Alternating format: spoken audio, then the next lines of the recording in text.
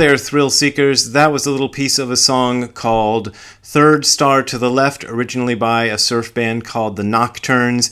Supposedly it was the inspiration for Jimi Hendrix's song Third Stone from the Sun. I don't know what people are basing that claim on. Maybe just the similarity of the title. I don't know.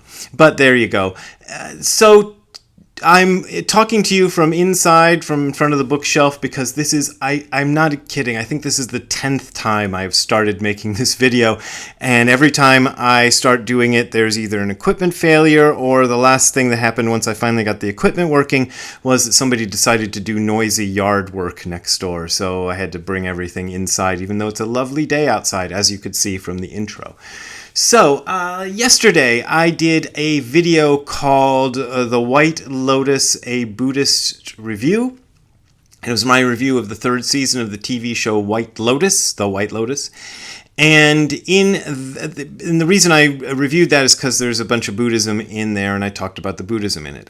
So in that video, I made one of the characters in the TV show is supposedly a Buddhist monk, Buddhist monk. And he says a bunch of things about spirit, and then some other characters also say spirit, and I said something like, well, yeah, the concept of spirit in Buddhism is really complicated. Maybe you should go watch one of my other videos about spirit in Buddhism, and because I didn't want to talk about it in that video, which was already getting too long. Then I realized, after I'd put the video up, that I do not have a video specifically called Spirit in Buddhism. I have loads of videos on this channel about the spiritual aspects of Buddhism, about soul in Buddhism, about mind in Buddhism, and all this other sort of related stuff, but I don't have one called Spirit in Buddhism. So I'm going to make a video right now called Spirit in Buddhism, or I'm going to try again to make a video, although I've tried 10 times so far, to make a video called Spirit in Buddhism to explain as much of the concept of spirit in Buddhism as I can in a short little space. So, I am basing a lot of this on a book by my teacher called 3 Philosophies and 1 Reality and NHK Radio Talks, and this is him. If you're watching on video, you can see a picture of him on the cover of the book. If you're listening on audio, you can't, but you already figured that out, I bet. Anyway, this book is available from Amazon for sure. It might be available from other places. I don't know. I'm not sure if it's a print on demand or not. But it's also available, the 3 Philosophies and 1 Reality section of the book is available as a free download PDF from a website called shobogenzo.net. Shobogenzo, figure out how to spell it yourself. It's shobogenzo.net. And in there's I'll leave a link below if I can do it, but you're smart. You can figure out how to find this within, it's under texts, I think. And then in text, there's a menu called pamphlets or something like that. Anyway, it's in there. Trust me. So in this book, we have a chapter conveniently titled Spirit in Buddhism, and we have another chapter called Spirit in Buddhism 2, The Reckoning. No, it's just called Spirit in Buddhism 2. So in these 2 chapters, Nishijima Roshi talks about his ideas of Buddhism, or spirit in Buddhism. And I was going to read this to you, but in one of my failed versions of this video, I did that and it just seemed lousy. So I'm just going to talk it out at the top of my head.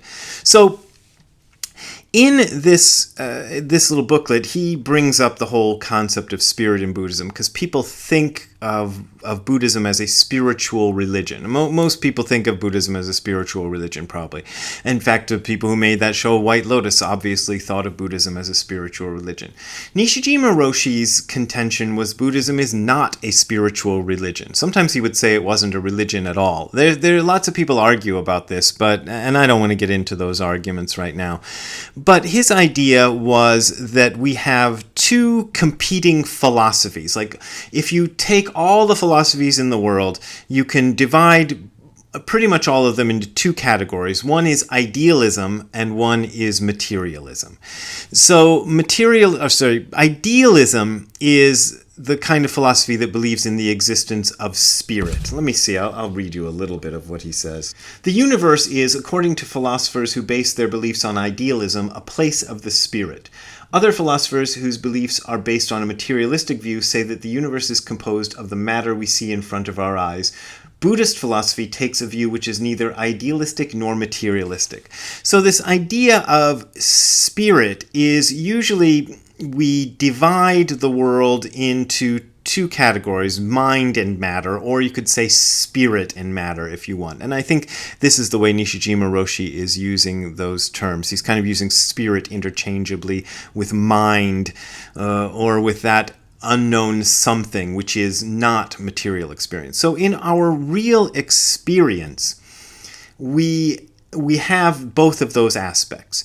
So we have a material aspect, which is the one that most of us think of the most, I think, these days, because we live in a very sort of materialistic time.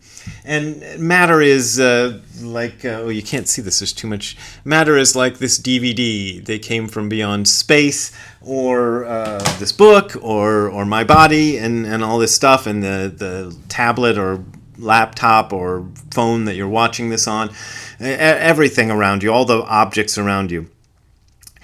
But in our actual experience, we are experiencing the other side too, which is, Nishijima Roshi sometimes called it meaning. It's the actual experience that we have of life. We touch, I'm touching my neck, and I have a feeling of that. So that feeling is my experience of my neck, of my head, of my glasses, whatever. My feeling is that. So I'm having an internal experiential experience. Thoughts are in there and other things are in there, but even something more fundamental than thought, which is just the actual experience.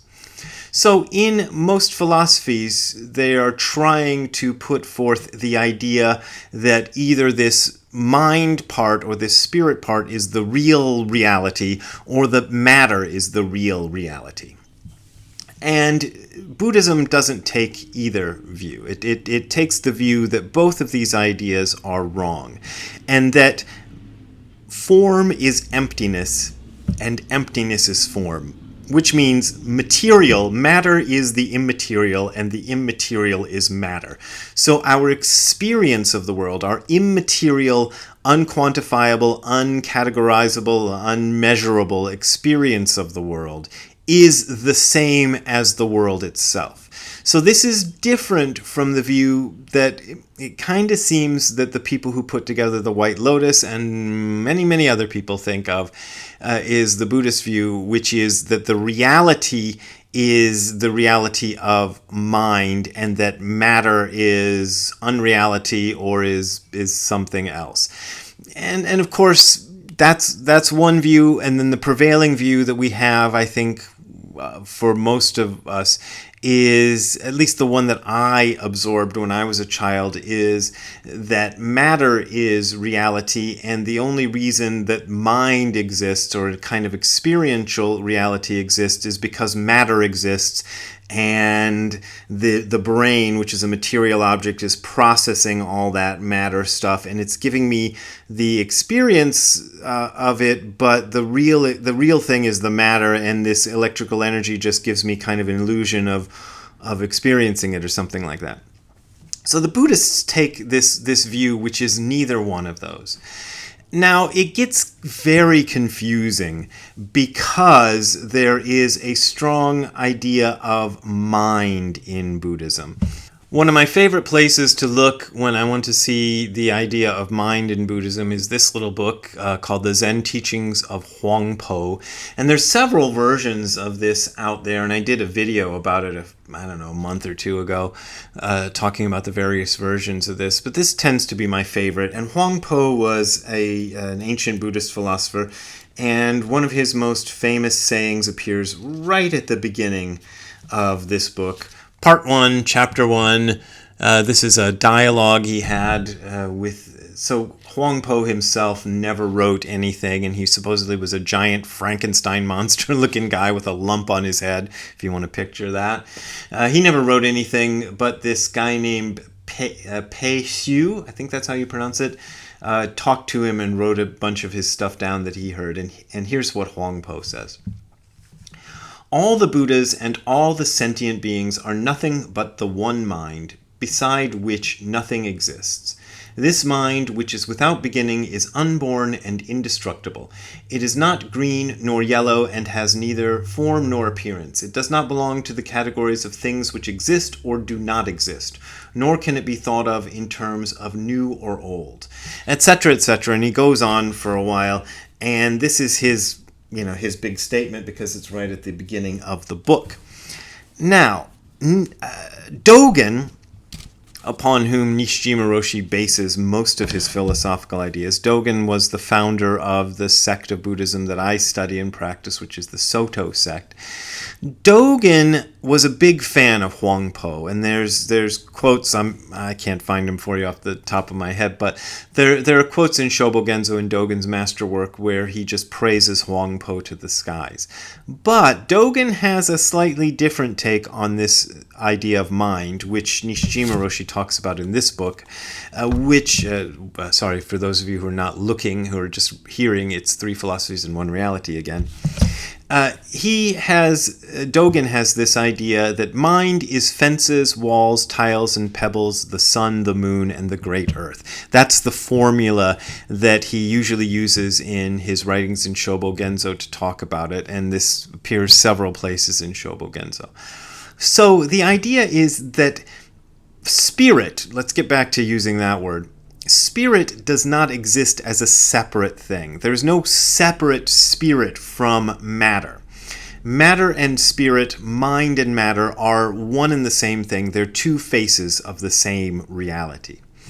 Now, here's my little pet theory that I've held on to for a few years, and I don't have any scientific evidence or anything for this, but I still think it's a good working theory. I think that one of the reasons human beings make such a huge distinction between mind and matter, or spirit and body, and whatever else words you want to use for it, is because we are big-brained animals who use our imaginations for a lot of things. Our imagination is what led to the creation of this object, whether it's a laptop or a pad or a phone or some other thing that you are using to watch or to hear me on. So it's, this great technological marvel. It's the easiest one to point to when I want to talk about this because it's the one I know everybody's experiencing as I talk about it.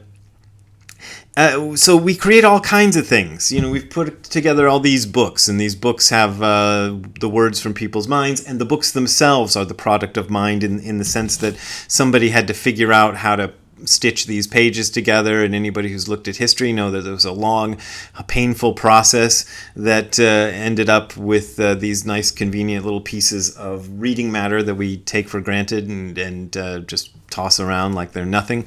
But they're really kind of marvelous things. So our mind is very, very useful. Our imagination is very useful. But my little pet theory is that human beings probably had to learn to make a very, very clear distinction between mind and matter if they wanted to survive.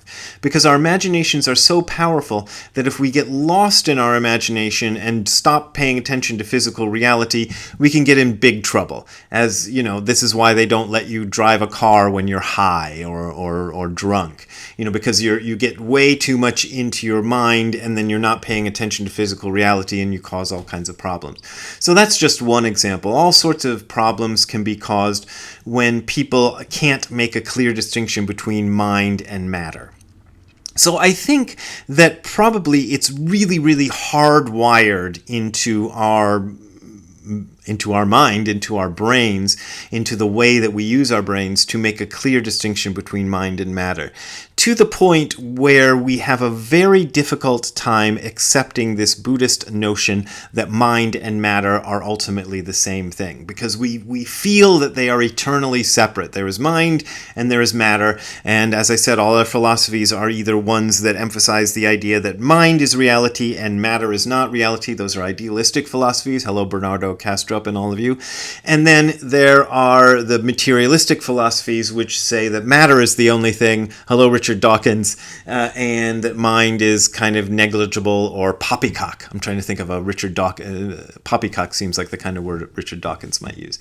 But Buddhism doesn't accept this. Buddhism has the idea that mind and matter are the same thing, spirit and body are the same thing, etc., etc. So bringing it back to the White Lotus, yeah, a lot of it, and people pointed this out in the comments section, a lot of what gets thrown around in White Lotus as Buddhist philosophy is actually more closer to Advaita Vedanta philosophy, which is very similar to Buddhism, but tends to be, on the whole, not always, but mainly more idealistic than Buddhism. Of course, there's Advaita teachers like Nisargadatta Maharaj, who I think are not idealists, but let's not go there.